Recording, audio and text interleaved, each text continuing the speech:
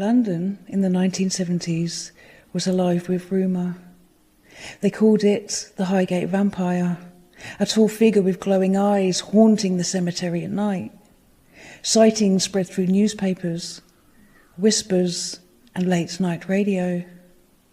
Dead animals were found drained of blood, and the people of Swains Lane began locking their doors early, and some began hunting.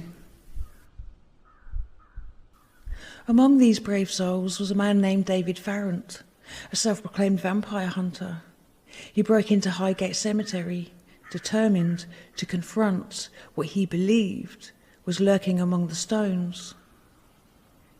Some say he performed a ritual. Others say that he drove a stake through a corpse, but no proof was ever found. But the fear lingered.